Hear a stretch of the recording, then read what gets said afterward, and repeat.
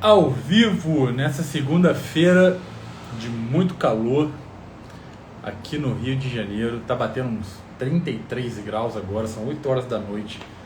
O calor não para. Boa noite para quem tá chegando para mais uma live. Professora Carol, quanto tempo não te vejo por aqui? Seja bem-vinda. Boa noite a todo mundo que tá chegando. O grande Gilmar, amanhã a nossa live é com ele, viu? Gilmar que tá aí já chegando, Diego, Lourdes. Boa noite para todo mundo que está entrando. Já falei com o Fred deve estar chegando por aí também. Boa, professora, acompanha aí que a live hoje vai ser muito bacana. Boa noite aí, Rádio H1. Hoje com o Fred vamos falar sobre treinamento para equipes e amanhã com o Gilmar vamos falar sobre planejamento de campanha, né?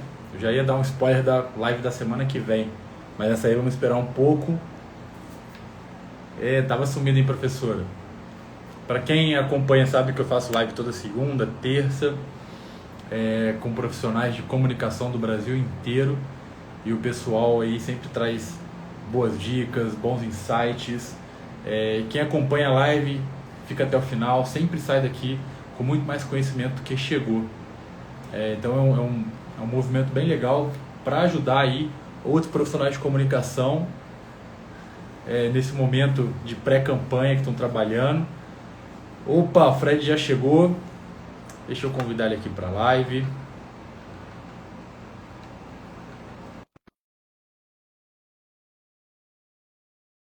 Obrigado, professora. Você também é top.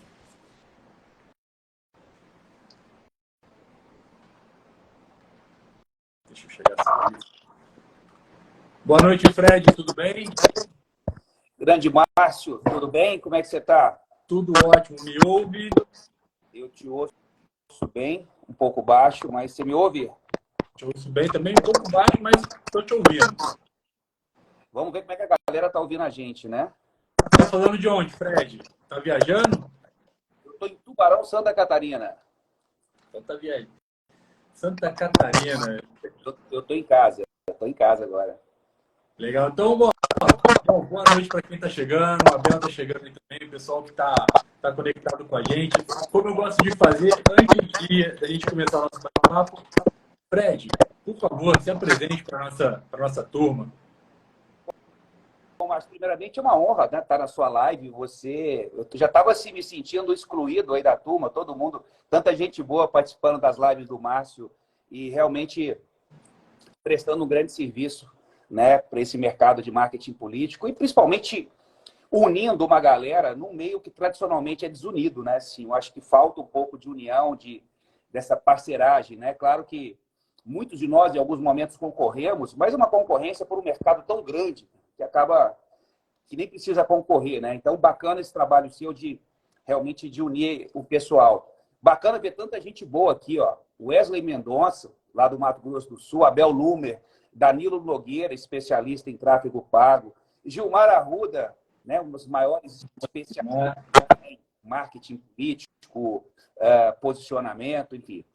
Eu vou falar pouco de mim, Márcio, porque eu acho que o interessante é o conteúdo, né? É o nosso bate-papo. Eu posso dizer que eu sou quase um dinossauro do marketing político. Eu peguei essa transição, né? Eu não sou da primeira geração, obviamente, né? Uma geração ali que tinha Chico Santa Rita, Maianelli, né? Infelizmente os dois já se foram. Depois veio a geração do Duda. Eu vim numa geração intermediária em que eu fui um migrante digital, né? Eu trabalho com muita gente, conheço muita gente, inclusive que está aqui na audiência, que não sabe o que é fazer uma campanha sem internet, rede social. Eu falo assim, não existia campanha sem rede social, como é que vocês faziam? A gente fazia, era muito mais difícil do que hoje, né? Porque vocês tinham menos canais. Então, eu sou mineiro, sou jornalista, comecei com marketing político como militante, que eu acho que é uma boa porta de entrada, né, do marketing político, é você gostar de política. Eu militei num partido e, obviamente, depois que eu virei profissional, você acaba desfiliando porque você vai trabalhar com todas as esferas ideológicas. Né? Mas eu comecei como militante, trabalhar no marketing político tradicional e aconteceu uma grande transformação, foi quando as redes sociais começaram a entrar, né, na questão política. Eu morei 10 anos em Rondônia. Rondônia foi um estado que me me projetou muito, né? Um estado periférico da Amazônia, mas eu tive grandes experiências, fui secretário de Estado da Comunicação, que eu tive ali uma experiência por dentro da gestão pública. Rondônia é um estado muito instável politicamente, então muita gestão de crise, fazendo isso na prática, e fiz a minha primeira campanha de governo usando rede social, que foi em 2010, governador Confúcio Moura, hoje senador do MDB. E, cara, a gente usou o Orkut, a gente usou o Twitter. Naquela época, o Facebook, em 2010, não era tão relevante no Brasil. E eu posso dizer que as redes sociais fizeram diferença numa campanha extremamente disputada na época, né? E, na época, eu comecei a me destacar no tal do marketing político digital, como se existisse marketing político digital, né? E eu mesmo repetia isso, né? Não, eu trabalho com marketing político digital. Hoje a gente vê que é uma grande bobagem, né? Existe marketing político, né? Digitais os canais, né? Como existem vários canais, né? Então, depois de Rondônia, eu fui para Brasília, fundei uma agência, que é a Agência Nuvem, uma agência pequena, mas que já fez muita coisa no marketing político, campanhas, gestão de mandato. Mas sempre fui apaixonado pela sala de aula, Márcio. Sempre gostei da curso. Eu dou palestra há mais de 25 anos, né? Que eu gosto dessa troca. Eu tenho dito que eu sou cada vez mais professor e menos consultor, embora continue fazendo campanhas, etc. Né? E você sabe que eu conheci você através da agência Nuvem, né? Que eu trabalhava em Brasília e recebi um material lá na Nuvem do treinamento que você ia dar em Brasília. E eu passei a te seguir através disso. Depois também, porque eu comecei um pouco mais tarde, né? Eu sou de 2016, minha primeira campanha foi em 2016. Eu já começo com o digital. E quem começou com o digital, a gente tem que aprender o trabalho de chão de fábrica, porque o digital já é ambientado. Então, eu conheci... A minha primeira campanha, obviamente não como consultor, mas eu já estava na equipe de comunicação, foi em 96. Na minha cidade, que é Lagoa da Prata, né, sou do interior de Minas, é uma campanha de prefeito, né? E foi a minha primeira campanha, obviamente não como consultor. Eu tinha saído da faculdade na época, mas já tinha ali, já estava na comunicação. Que legal ver Carolina Mendes aqui na audiência, grande publicitária do estado de São Paulo. Legal. É legal ver gente de todo o Brasil, né, Márcio? Eu gosto dessa cidade. Mariba, e deixa eu corrigir você numa coisa que você falou, que não estava excluído de jeito nenhum. É porque eu sei que os grandes profissionais do marketing político que hoje atuam no mercado têm uma agenda louca. Eu sei disso. Eu consegui uma live com a Ernst na semana passada. Ele estava no meio de uma campanha. Eu vi que você estava viajando também, então eu falei, deixa eu convidar o pessoal na hora certa aqui, para ver se eles estão fazendo as lives. Então, Fred, assim, vamos lá. Você hoje é considerado um dos maiores treinadores de política do Brasil. E aí, então, já é uma situação para a gente bater um papo sobre isso. Porque a gente sabe que tem muitos políticos que acham que é relevante o treinamento, a capacitação. Como que funciona isso? Qual que é a relevância disso para o pré-candidato e para o candidato que vem? Legal. Sabe quem começou com esse negócio de melhor treinador político do Brasil, né? Quem começou? Lucas Pimenta. Não. Foi o Emerson Saraiva. Foi o Emerson? Eu fui participar do Connect, que foi um evento que ele fez em Campina Grande, um mega evento, foi bem legal, em junho. E aí, para divulgar o evento, ele coloca a minha foto, o meu nome, o melhor treinador de políticos do Brasil. Num grande exagero e uma grande mentira. Mas ele colocou para divulgar o evento dele. E eu não desmenti. Mas deixa bem, obviamente, claro que não importa, mas do ponto de vista do ineditismo, o que a gente está fazendo é algo bem legal. Porque eu estou obcecado, eu sempre fiz isso ao longo da minha vida, trajetória, mas eu estou obcecado por treinar políticos. Eu falo assim, você virou coach de político, né? Coach não. Mas o coach é treinador, né? A gente tem que ser a caretagem de quem realmente entrega. A gente trabalha com ciência, né? Não é com motivação apenas. Embora a motivação faça parte da política, a gente trabalha com neuromarketing, com dicas de persuasão que são absolutamente, você sabe disso, você dá muito, inclusive você está dando dicas recentemente nos seus canais de persuasão, de storytelling, etc. Então, eu estou obcecado por treinar políticos da forma correta, porque eu acho que o antigo training, que ainda funciona para alguns casos, eu sempre também já treinei media training, que é o treinamento de porta-voz, relacionamento com a mídia, Sim. eu acho que ele não basta mais. Eu acho que ele tem que ir um passo além, né? E comecei a testar um formato que é o Reputation Training. Na verdade, eu sempre fui contra estrangeirismo e acabei criando um programa com o nome meio afrescalhado, né? Reputation Training, treinamento de reputação. Mas é para pegar a vibe do Media Training, né? Que já é um estrangeirismo, né? Treinamento de mídia, Reputation Training, treinamento de reputação. E eu vou além da questão da expressividade, da narrativa, do gestual, da entonação, do tom de voz, que é importante. Mas eu entro muito na narrativa daquele cliente, né? Então, a gente fez em Brasília a primeira experiência, foi muito legal. Foram apenas 20 políticos e cada um levou um assessor. E a gente fez uma imersão, Narcis. Foi na prática mesmo. Eu estudei a vida de cada um, o que cada um tinha de propósito, fizemos ali testes, experiências, gravações, realmente do ponto de vista do que dizer.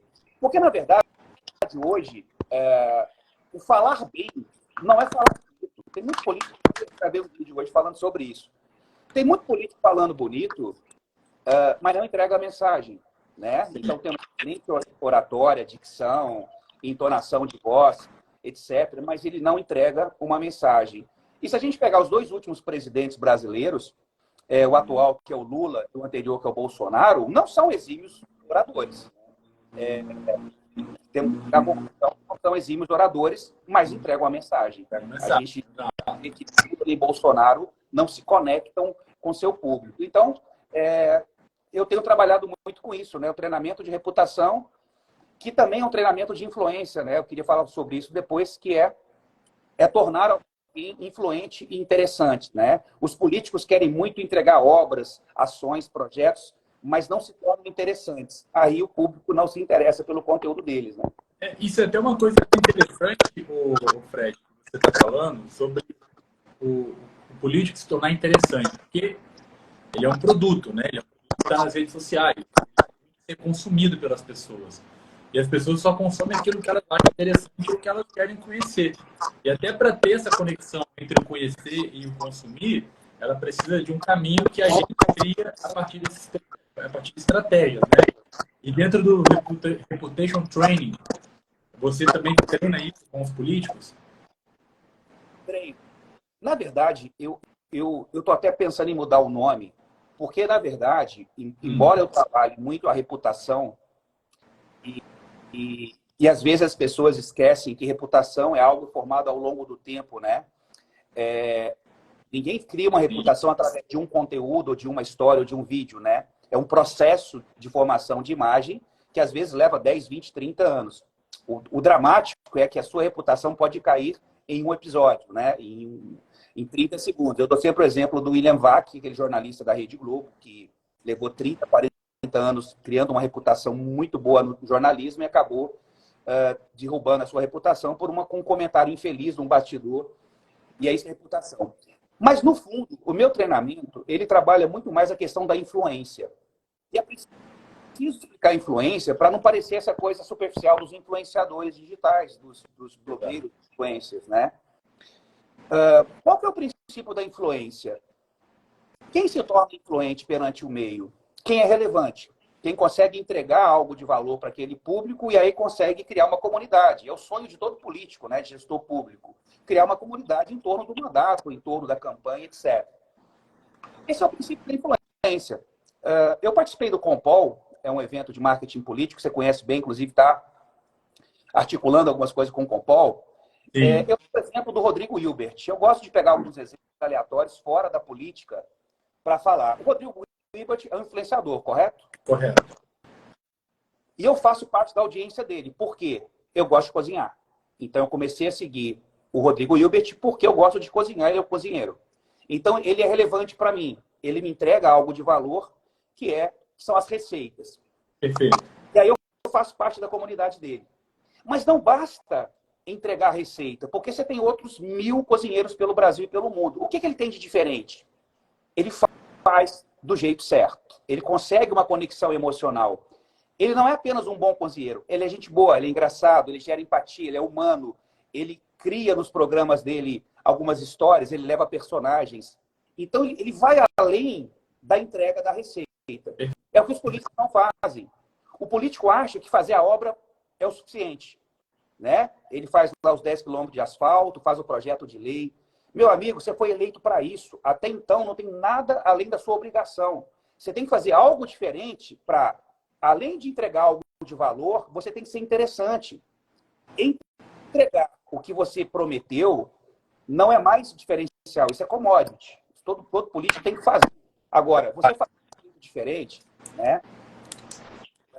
Eu dei um exemplo, eu estou falando demais, eu te atropelo assim, Márcio, às vezes você me corta, Não, às vezes tem problema não. Pode falar aí. Mas só para coroar o que eu estou falando, no treinamento eu dei um exemplo do prefeito de Niterói, como é que chama? É o Grael, né? Você está aí no Rio, prefeito de Niterói. Isso, eu acho que é o Grael mesmo, não tem certeza não. Grael. E o João Campos. Eu peguei 2 conteúdos, um de cada um, que eram exatamente o mesmo tema. Ambos estavam fazendo obras de contenção de encostas em caso de acidente, né? Tanto Niterói quanto Recife, né? O prefeito João Campos de Recife, as 2 cidades têm problemas, né? Quando chove muito, de barreiras, etc. Yeah. E, recentemente, na mesma época, eu fui impactado por conteúdo dos 2. Axel Grael, obrigado. O Axel colocou na rede dele, eu não estou falando de rede da prefeitura não, tá, gente? Estou falando da rede pessoal. O Axel colocou, a equipe dele, uma foto aérea da obra de contenção, né? Com um texto duro, parecia release, falava dos números da obra, quantos metros, quantos milhões foram gastos, etc. Uma foto lá de cima da obra, era um carrossel de fotos. Muito bem. O João Campos, ele foi na casa de uma moradora.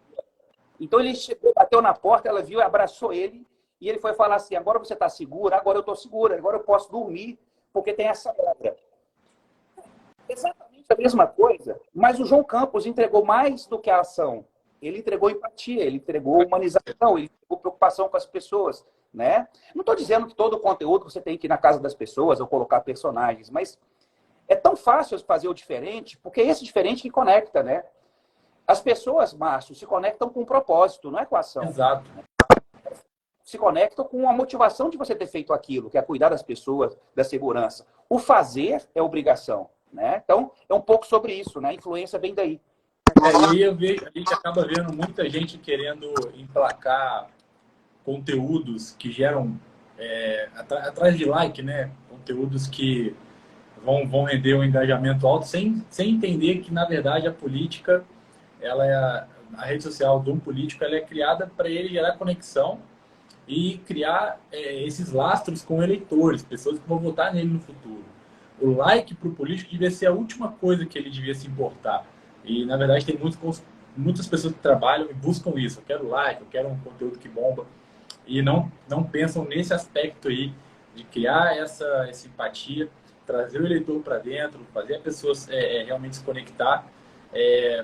E dando seguimento aqui, quando a gente fala sobre o treinamento que você tem colocado, o treinamento em geral, a gente sempre fala muito sobre aspecto de campanha. Mas agora, na pré-campanha, como que você enxerga isso? Qual a importância do cara já se preparar agora para o ano que vem?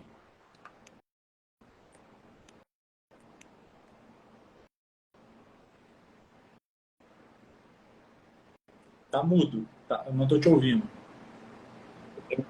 Para evitar o ruído. Show. Ela acabou engolindo a campanha, né? Hoje em dia, a campanha mesmo, formalmente ali nos últimos 40 dias, é para consolidar o que você fez na pré-campanha. E via de regra, você não pedindo voto, você não abusando do poder político e econômico, você pode fazer quase tudo, né? Com algumas preocupações de investimento, por exemplo, você faz tráfego pago, não vai gastar muito dinheiro, etc. A pré-campanha. Esse é o momento de você, pelo amor de Deus, gente, evitem ao máximo dizer que são pré-candidatos. Vocês não ganham nada dizendo que são pré-candidatos. Vocês devem se portar como pré-candidato sem dizer que são pré-candidatos. Há uma diferença, né? Porque ao dizer eu sou pré-candidato, você traz desconfiança, você traz adversários políticos, tudo que você faz parece eleitoreiro. Não, tem que se portar como pré-candidato, falando sobre suas pautas, se você for oposição, batendo no prefeito, se você é a situação, mostrando o que faz, criando comunidades. Então, os principais players do país hoje já estão em pré-campanha, que é o momento de você entender quem você é, qual é a sua narrativa. Tudo começa com um propósito, né? O que eu represento? Se eu não represento nada, eu nem devo ser candidato. Tem gente que a gente fala assim, e a gente faz uma pequena entrevista, né?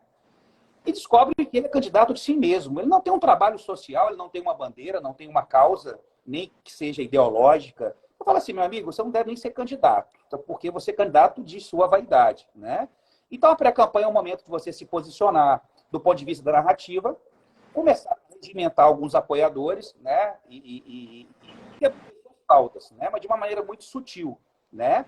E se preparar para a comunicação, né? Claro que, nesse momento, você não tem recursos do partido, você não tem dinheiro para a campanha, muitos usam recursos próprios, então você pode começar mais modestamente. Mas não comece de uma forma amadora, né? Porque é isso. Campanha é dinheiro. Se você não tem dinheiro, não entra. Pô, Fred, você está sendo elitista, você está tirando uma turma aí do jogo. Olha, dá para ganhar sem dinheiro? Até que dá, alguns casos bem extremos, né? Mas, via de regra, você precisa, porque é uma disputa dura, né? Então, você deve repensar. Eu sempre digo assim, Márcio, ó, você tem recurso, se você tem um apoio da sua família. Porque também tem uma situação que o cara quer ser candidato, a esposa é contra, o marido é contra, a família é contra.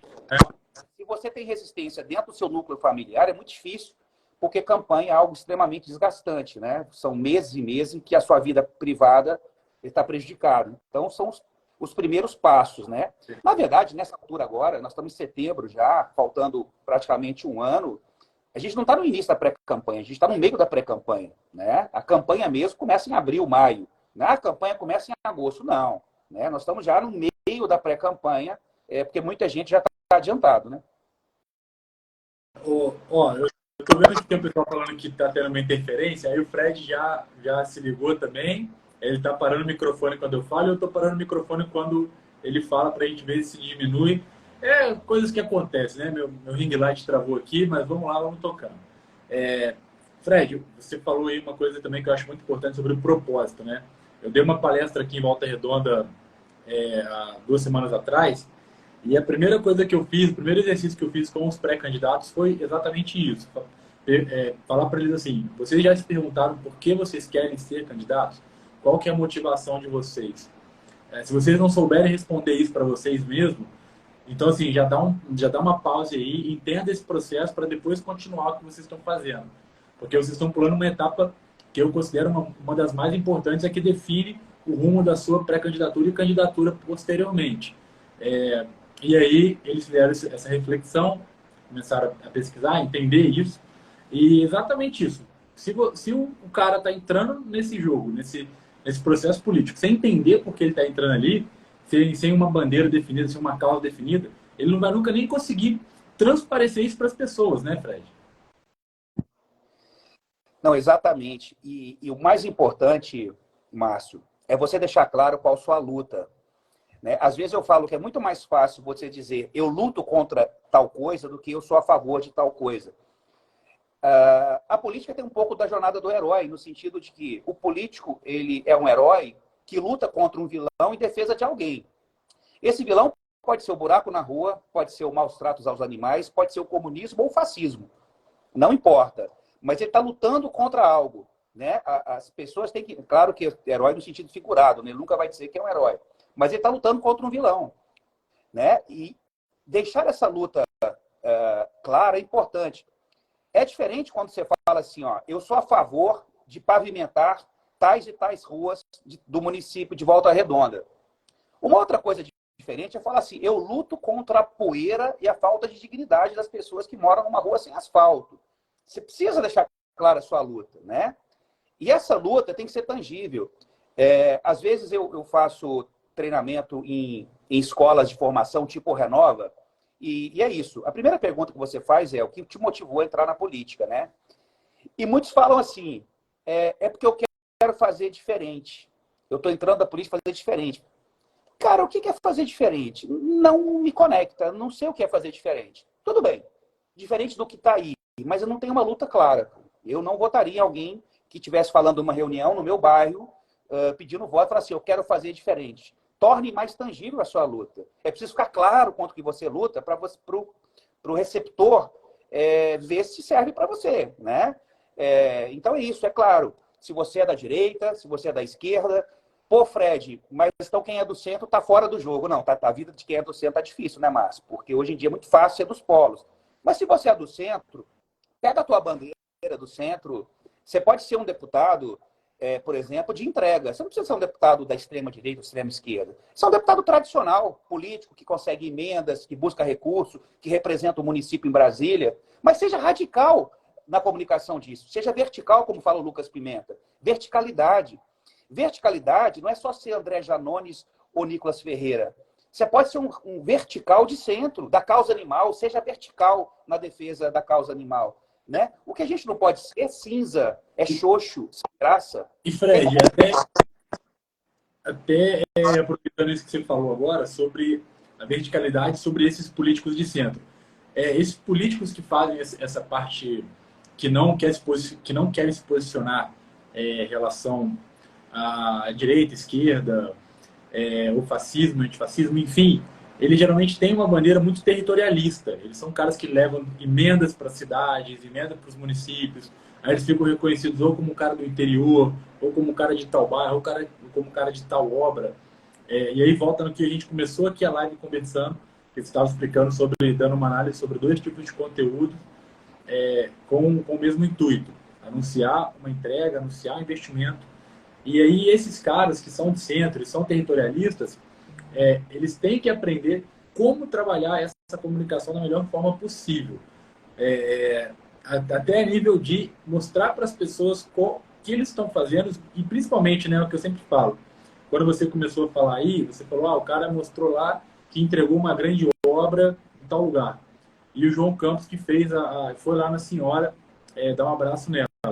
E onde eu acho que aí mora um grande erro, que eu vou até pedir a sua opinião para você dividir com a gente aqui, é que as pessoas esquecem que quem está recebendo a obra, quem está ali recebendo a comunicação, quem está sendo impactado, tem que saber o que aquilo vai beneficiar a vida dela. Eu abro uma publicação, vejo lá um deputado, um prefeito, um vereador, falando de alguma coisa e não entendo bulhufas do que aquilo vai melhorar na minha vida.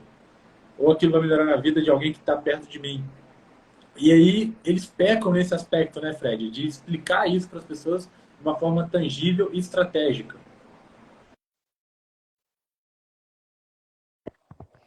Exatamente. Eu fiz um post sobre isso recentemente. Foi até um corte da palestra que eu dei lá em Campina Grande para o pessoal do Elige-se. O tal de projeto de lei, né?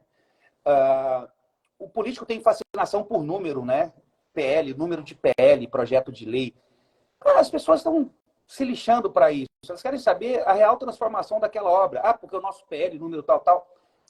Não é que seja proibido divulgar número de PL, mas faz isso num contexto específico ou de uma forma que não é a grande estrela daquele conteúdo, né? É o benefício. Existe uma questão do neuromarketing que é o seguinte: o nosso cérebro ele não foi desenvolvido ao longo dos milhares de anos para guardar número. O nosso cérebro é desenvolvido para guardar história.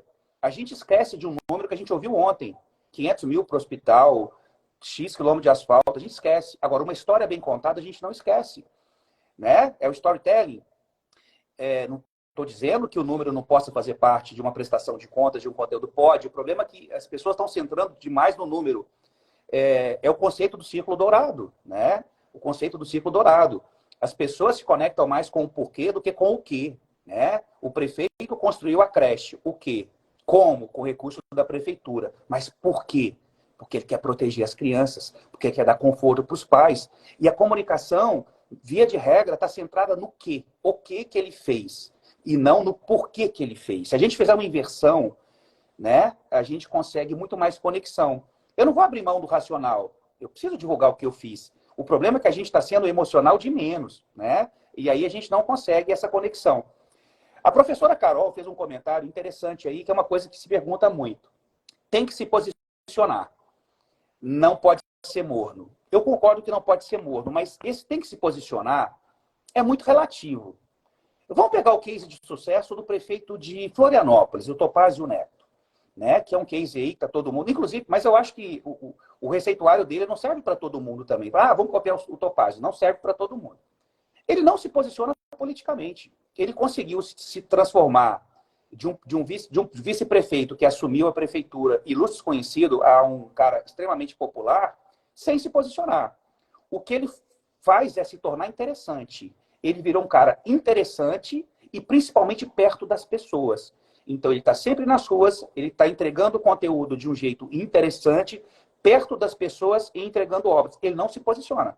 Então, se a professora Carol falou posicionamento político, nem sempre.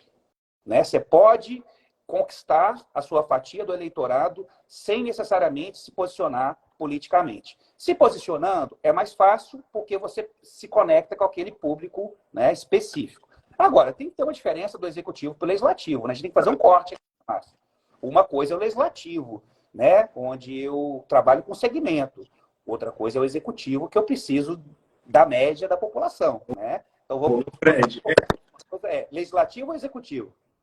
deixa eu contribuir com você nessa questão do posicionamento, e até respondendo também o que a professora falou, porque, assim, professora, a gente está falando que tem alguns políticos que são desse segmento de posicionamento. Eles são políticos de posicionamento. O Fred deu 2 exemplos aí, que é o Janones e o Nicolas. A comunicação deles é feita em torno disso.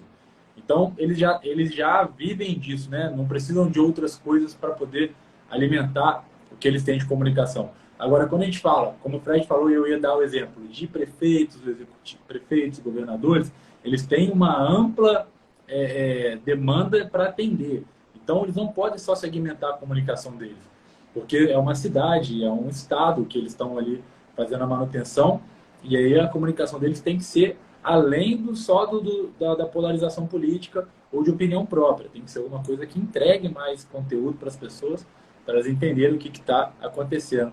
E aí, Fred, ó, tem até uma pergunta aqui que já começou a pingar, do Marcos, que perguntou, para vocês, prefeito em exercício deve se posicionar em relação à reeleição, afirmar ou não sobre a recandidatura? Fala que é pré-candidato de uma vez, né? O que você acha, Fred? Não, mas o prefeito em exercício, ele é naturalmente candidato à reeleição, né? Seria estranho se ele não fosse. Então, eu acho absolutamente necessário ele dizer, né? Porque automaticamente ele é candidato à reeleição. Ele só não vai ser se lá na frente ele segue por algum problema, né? Pode ser impopularidade, um problema político, de saúde, qualquer que seja, ele não vai ser candidato. Mas eu acho que nesse caso é absolutamente necessário dizer que é candidato à reeleição, porque é natural, né? Até um deputado, um vereador, é natural que seja candidato à reeleição, a não ser que vá alçar um posto diferente, né? Mas eu não vejo vantagem, não, Marcos. Ô, Marcos, eu também falei sobre isso no curso que eu dei aqui em Volta Redonda. Boa noite, o amigo Ronaldo Thaís também. Ó, pessoal, só para, antes de eu continuar aqui, lembrando, quem não segue o Fred, vai lá e segue ele, viu? Quem não me segue, vai lá e me segue. Tanto o meu canal aqui no Instagram quanto do Fred, a gente dá bastante conteúdo, tem bastante dica, então fica ligado. Voltando aqui na questão da pergunta, ô Marcos, eu falei sobre isso no meu curso e existem para mim 2 momentos que o cara fala sobre pré-candidatura agora. Um é quando ele tem uma força política externa muito forte, que obriga ele a falar que é pré-candidato de alguma forma, quando existe ali um movimento político muito grande, no sentido de, por exemplo, tem alguns deputados estaduais aqui do Rio que já estão se posicionando como pré-candidatos a prefeito do ano que vem, para marcar território político. É um movimento que é totalmente estratégico entre eles, no sentido de partido. E quando existe uma divergência ideológica muito grande entre o atual e quem vai entrar, no caso de executivo.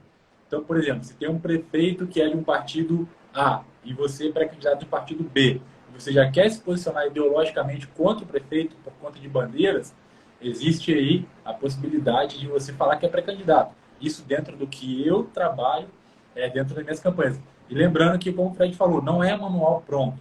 Para todos os casos, existem estratégias que podem ser aplicadas ou não. Tem que ter um estudo e tem que ter aí uma aplicação de estratégias dentro da tua realidade. Márcio, eu tenho feito muita análise de pesquisa.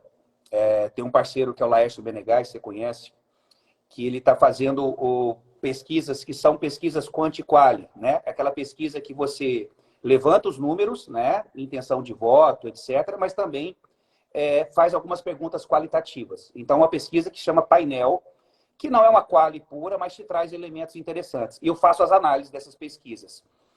O pessoal tem que tomar muito cuidado com essa questão de voto ideológico. A gente tem que entender o tamanho da população. Eu estimo, grosso modo, em 15%, nacionalmente falando, a extrema-direita, que é aquela extrema-direita mais aguerrida, que vota realmente na ideologia, e 15% da extrema-esquerda.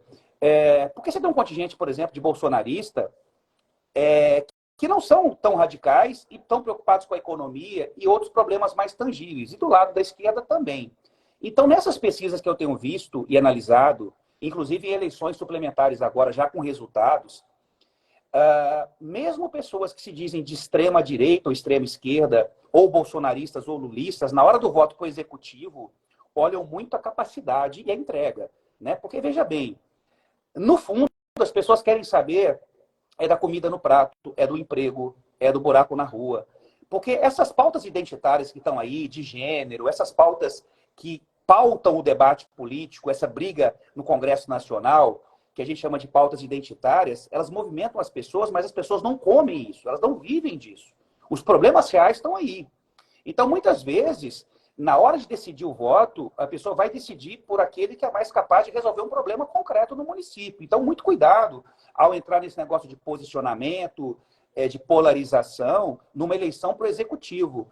Porque as pessoas estão preocupadas, estão com problemas concretos, mesmo aqueles que são de direita, são conservadores, ou são progressistas, são de esquerda. Né? Então, precisa entender muito bem essa questão para não entrar nessa roda aí da polarização e acabar se descolando dos problemas reais. O Fred, mudando um pouquinho a nossa rota aqui da live, mas daqui a pouco a gente volta, mas só para a gente falar sobre a pesquisa. Quando você faz essas análises, além de entender aí o que as pessoas consomem, o que elas querem, você também faz uma análise do que elas não querem em relação, por exemplo, à escolha, porque eu vejo muito isso, que não é que a pessoa, às vezes, de direita ou de esquerda, bolsonarista ou lulista, mas às vezes é um anti-PT, por exemplo, muito forte, ou um anti-bolsonarismo muito forte. Não, eu não quero ninguém da esquerda, não quero ninguém da direita, extrema. Existe isso também na tua análise de pesquisa? Talvez até principalmente isso, Márcio, porque esse movimento o voto vem muitas vezes da exclusão, né? Então, cada eleição tem uma agenda diferente. Então, às vezes, na pesquisa mostra que as pessoas não querem o novo, porque o novo foi eleito na outra eleição e frustrou, não quer um candidato mais jovem. Então, às vezes, você quer um candidato experiente porque votaram no candidato mais jovem com discurso de renovação e não deu certo. Ou você não quer o PT ou não quer o PL, ou você não quer uma mulher porque uma mulher foi eleita pela primeira vez e não funcionou, ou o contrário, você não quer um homem porque agora quer mulher. Né? Então, essas pesquisas... Gente, façam pesquisa. Se você vai para uma disputa do executivo, né? É claro que para vereador são campanhas que não necessariamente precisam de pesquisas sofisticadas. Mas para o executivo, gente, é obrigação. E nesse momento, você fazer uma pesquisa apenas quantitativa, apenas com números, não resolve muito, porque ela vai te dar recall, lembrança, top of mind, né? Quais os candidatos mais conhecidos estão na frente, estão mais rejeitados. Se você não consegue fazer uma quali, né, que é uma pesquisa através de grupos focais, que normalmente são um pouco mais caras, você pode fazer uma pesquisa híbrida, que é uma pesquisa quanti-quali ou chamada painel, que você faz um questionário quantitativo, mas qualitativo. Coloca algumas perguntas ali que explicam os porquês. Porque, veja bem, basta eu saber que o prefeito X é rejeitado? Não basta eu saber. Não. Basta eu saber que ele tem 50% de rejeição? Não basta saber, eu preciso saber o motivo dessa rejeição, né? Ou o motivo das pessoas terem uma autoestima elevada de morar naquele município, né? E só as perguntas qualitativas nos trazem esses dados. São perguntas, são questionários mais demorados, etc. Mas vale a pena, porque não adianta para um consultor político como você te trazer quem está na frente, quem está atrás agora, não te traz muito dado para análise. Agora, trazer os porquês dos desgastes, das intenções, você vai calibrar a tua estratégia de marketing, né? Então, e esse é o momento de fazer pesquisa qualitativa. Faz agora, faz esse semestre, depois você faz uma depois do carnaval ali para depois ali de 6, 7 meses e vai calibrando a sua campanha. Agora, para isso precisa de dinheiro, né? Por isso que a gente fala aqui na campanha, se você não tem dinheiro, é mais complicado.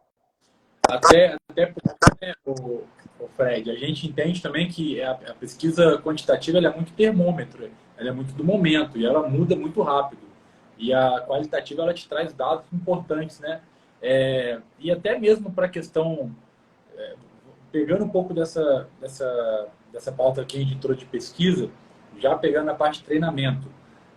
Você consegue combinar essa leitura de pesquisa para aplicar no treinamento de quem você está trazendo e como que você faz isso, né? Por exemplo, a gente descobriu lá que o município X, a maior demanda, às vezes a gente acha que é saúde de uma forma geral, mas descobriu que a maior demanda é catarata. A fila de catarata é enorme e o número de idosos que precisam de uma cirurgia é grande também. Então isso é uma coisa que está latente ali dentro da pesquisa. E aí você aplica isso para a pessoa entender, se comunicar, como que é? Não, perfeito. Você dá um exemplo muito legal, que é o seguinte. Adianta fazer uma pesquisa falando que a saúde é o principal problema do município. A saúde é muito grande. Então, o problema da saúde ele pode ser a falta de acolhimento, ele pode ser a falta de médico, pode ser a infraestrutura física, pode ser a demora em marcar cirurgia eletiva. Você tem uma série de coisas da saúde que, se você não sabe qual o problema, quem contou um caso muito interessante a respeito disso foi o Felipe Nunes, né, da Quest, né, num trabalho que ele fez para a Prefeitura de São Paulo há um tempo atrás, que eles ficavam sempre patinando nos problemas da saúde. Ele falou assim, gente, precisamos investigar que problemas são esses. E chegaram à conclusão, através de pesquisa, que o problema da saúde em São Paulo não era equipamento, não era falta de médico, não era falta de medicamento, não era falta de estrutura, era humanização do atendimento. Então, assim, só que o pessoal não sabia. Então, ficava criando posto de saúde, não sabia, era atendimento, era um trabalho na ponta para quem atendia ali, para quem é recepcionista do posto de saúde, para ter um atendimento mais humano, etc. Esse era o principal problema. É claro que, pontualmente, podia faltar um médico, alguma coisa assim, mas a pesquisa trouxe outros elementos. No meu treinamento, infelizmente, eu não tenho pesquisa de todos, né? Quando casa de eu fazer um treinamento com pesquisa, aí é o melhor dos mundos, né? Porque aí você faz um trabalho extremamente assertivo, né? Você foca a comunicação daquele político, daquele candidato para as necessidades, né? E é importante dizer, muitas vezes, o pessoal me procura, fala assim, Fred, você dá curso de oratória? Olha, eu uso algumas técnicas de oratória, mas eu não dou curso de oratória. Porque a oratória tradicional, ela, para mim, pode engessar. Se você fala assim, ó, você não pode falar desse jeito, você tem que olhar para a câmera, o seu braço não pode subir mais do que a altura do peito, você vai transformar o cara num robô, né? Às vezes você pode falar um pouco feio, um gestual mais atrapalhado, mas o teu conteúdo tem que ser bom. É claro que a gente dá o balizamento todo. Então, às vezes eu indico professores de oratória, se a pessoa quer oratória mesmo, não, indico ótimos professores de oratória, indico ótimos profissionais de media training que tem no mercado para treinar relacionamento com a mídia, como se portar em entrevistas e tal. O meu produto é um pouquinho diferente, eu vou muito na narrativa. Claro que eu também dou o balizamento, né? Você sabe que mais do que ninguém, a comunicação não verbal é muito forte, né? Muito do que as pessoas absorvem do que a gente fala é o nosso não verbal, é o nosso olhar, é o gestual, a roupa que a gente está vestindo. Isso é muito importante. Eu trato disso também, mas não é meu foco principal. O meu foco principal é tornar o cara interessante, o cara simpático, um cara influente e com a mensagem certa. Depois eu vou trabalhar a questão da forma. Deixa eu até colaborar com uma coisa que aconteceu comigo e que talvez sirva também de exemplo para quem está assistindo e está fazendo um processo desse agora. Eu tinha um pré-candidato que ele era muito conhecido e ele era um cara muito povão. E aí, quando ele foi mudar de cargo, ele foi se eleger para um cargo maior, ele tinha de vereador para deputado estadual, eu não sou especialista em consultoria de imagem. Mas, como eu falei ontem no post, a gente que trabalha em comunicação acaba aprendendo um pouco de tudo, com outros colegas também, principalmente da área, que a gente vai dividindo experiências. Eu lembro que ele tinha uma mania de usar um cordãozão de ouro, camisa de botão aberta, ficava parecendo um bicheiro. Eu falei, ó, não dá mais. A tua postura tem que mudar. Você é um pré-candidato a deputado estadual. Então, vamos tirar o cordão, fechar o botão e vamos ter um posicionamento diferente. E realmente, quando ele fez essa mudança de vestuário e essa mudança de postura, automaticamente as pessoas repararam, começaram a tratar ele com mais seriedade também. Ele não deixou de ser o cara povão, porque eu também não botei um blazer nele, não engravatei ele, só fechei um botão de uma blusa e tirei um cordão de ouro. E automaticamente a postura dele, o jeito que as pessoas começaram a enxergar ele, mudou. E é incrível como realmente a comunicação não verbal é muito importante, né, Fred? Não, demais. E assim, eu recomendo, para quem tem interesse nessa questão de brand, marca pessoal, a psicologia das cores, né, o poder das cores na comunicação, que sigam a Denisa Gurgel. Denisa Gurgel é uma grande profissional. Ela teve uma participação no Reputation Training em Brasília. Inclusive, o Gilmar também, Arruda, participou. Eu sempre busco, Márcio, algumas pessoas para colaborarem, né, no treinamento. A Denisa deu um show falando sobre isso, né, sobre a comunicação não verbal, especificamente a psicologia das cores. Muita gente acha isso esoterismo, né, uma coisa esotérica. Isso é ciência, minha gente. Isso é ciência, neurociência, neuromarketing. As cores comunicam. As cores dos partidos, das bandeiras não são aleatórias. Todas têm um objetivo ali, né? E não só as cores. O tipo de vestimenta que você usa. Eu hoje indico a Denisa, né, para muitos políticos e políticas, né, que precisam de um rebrand de imagem, igual você fez com o teu assessorado, né, na roupa, etc., sem mudar a personalidade da pessoa. Isso que é legal, assim. O trabalho dela é focado na narrativa, manter sua essência, mas fazer aquele ajustezinho fino ali, né, para dar um tapa. Vamos responder uma pergunta aqui, a Lourdes. Como um treinamento pode contribuir para a construção de uma imagem pública positiva durante a pré-campanha? Na verdade, é uma pergunta muito ampla, né? O treinamento, não sei se é o meu treinamento, o Reputation Training, a utilidade dele é justamente o político encontrar a tua zona de conforto na comunicação, o seu jeito certo de se comunicar, né? E através de muitas técnicas, gente, não tem...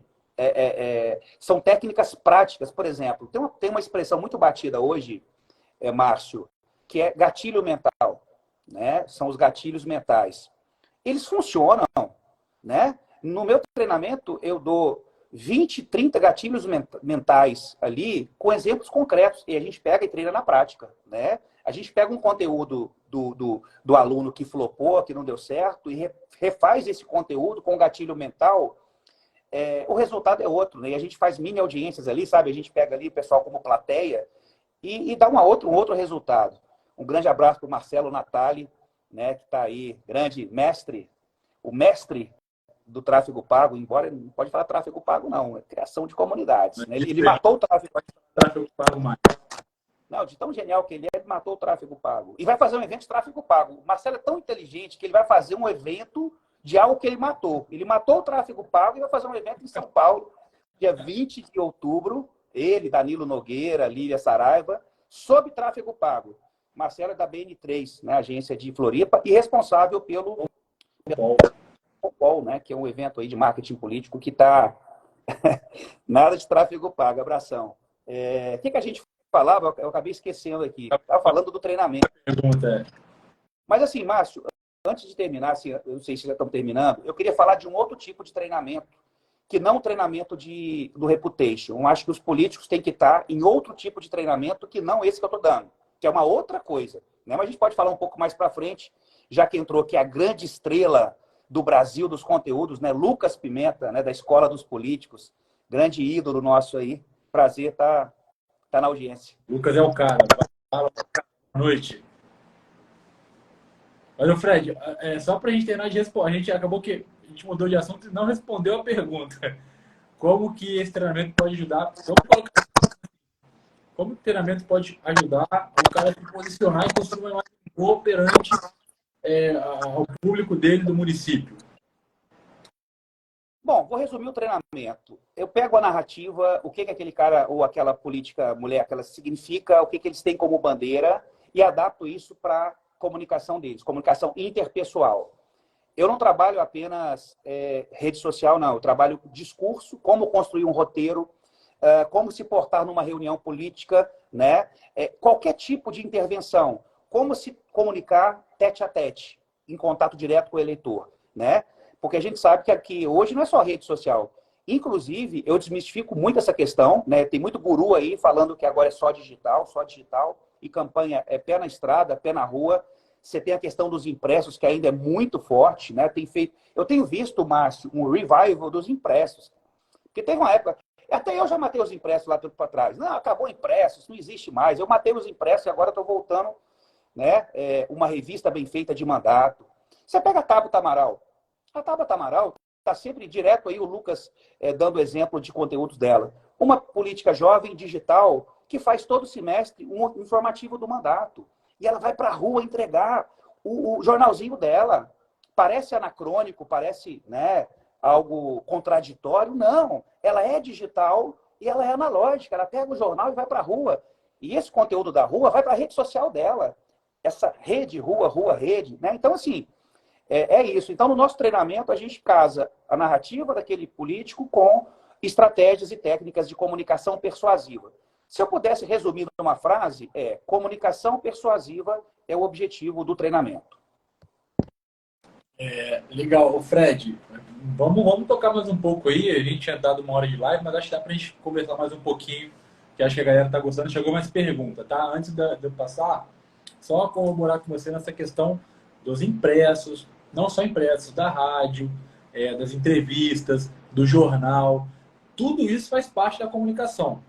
A comunicação digital é muito importante, eu sempre falo por quê. Ela é o meio mais rápido de disseminar informação para uma grande quantidade de pessoas. Se você trabalha com tráfego, com comunicação paga na internet, você pode direcionar para quem você quer que aquela comunicação chegue com efetividade. Mas sim, eu também, todos os meus assessorados, semestralmente, eu não trabalho muito com o impresso, mas semestralmente, no meio do ano, no final do ano, eu sempre indico fazer uma prestação de contas impressa para entregar, principalmente no reduto eleitoral dele, para as pessoas saberem o que está acontecendo. E sempre dá muito certo. Vamos fazer isso, inclusive. Márcio, tem uma outra coisa. Como as coisas da internet, tem muita fake news, tem muita desinformação, tem muito disse-me disse, e as coisas da internet são voláteis, né? Não sei se é voláteis, volúveis, voláteis. Você não pega, né? Quando você materializa no impresso, dá status de verdade, né? Tá impresso, tá ali, tá palpável, né? Realmente fulano fez, realmente fulana fez, né? Então, aquilo que é tátil, palpável, tem um poder maior em função dessa questão da internet, que tem muita discussão em grupo de WhatsApp, contra a informação, contra a narrativa, né? Então, acho que...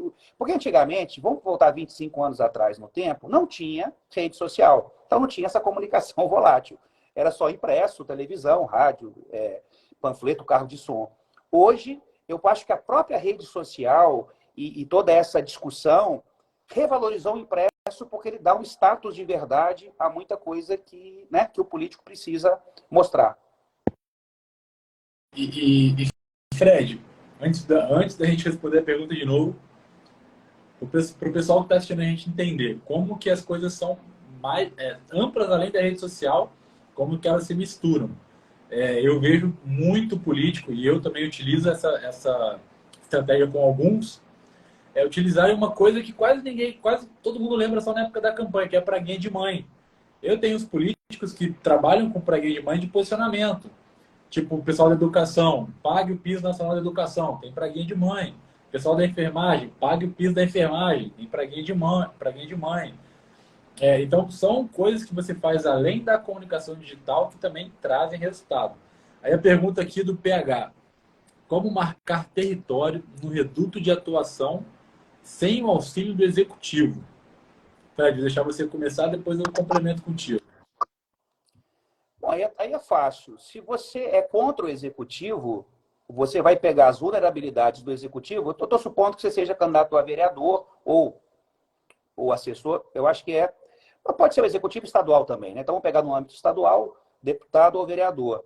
Se você é contra, você vai se posicionar, né, demarcando o território nas fragilidades daquele executivo que tem a ver com a sua pauta, né? Então, por exemplo, você é da pauta do meio ambiente, em Minas Gerais, por exemplo, deputado estadual. Aí você vai falar que o Zema está acabando com a Serra do Curral, com as mineradoras. Então, você vai posicionar ali contra o Zema. Se você é a favor do Zema, que é o executivo, que é o governador, você vai colar nas pautas dele, né? Você vai mostrar que é um aliado dele, né? Eu não sei o cargo que você está falando, mas você vai colar no executivo. Então, assim, se ele puder responder se ele é a situação ou oposição, fica mais fácil. Sem o auxílio do executivo, pode ser contra o executivo ou a favor, mas sem o apoio do executivo, né? Então, já é uma outra situação, né? Agora, não sei se o Lucas está aqui ainda. É o que ele sempre fala, eu sempre digo que a palavra é ele que usa. E eu comecei a usar depois que o Lucas começou a falar. Verticalidade, contundência, situação, né? Então, é situação, mas o executivo não o apoia, né? Casar as pautas, né? Por que o executivo não te apoia se você é a situação? Mas, enfim, casar as pautas, né? Pegar tuas bandeiras e andar junto ali com o executivo. Perfeito. E eu acho,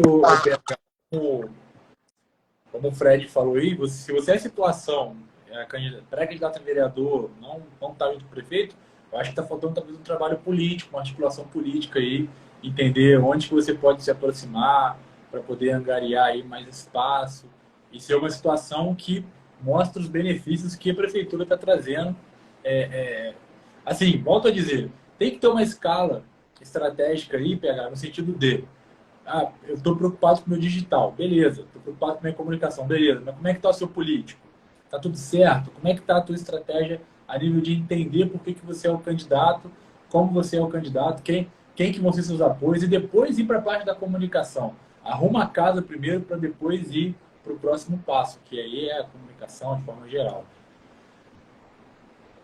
Deixa eu tirar aqui. Fred, recado final para a galera. Deixa aí, fala um pouco mais sobre o Reputation Training, como que isso tem ajudado aí políticos do Brasil inteiro, e é do Brasil inteiro, viu, gente?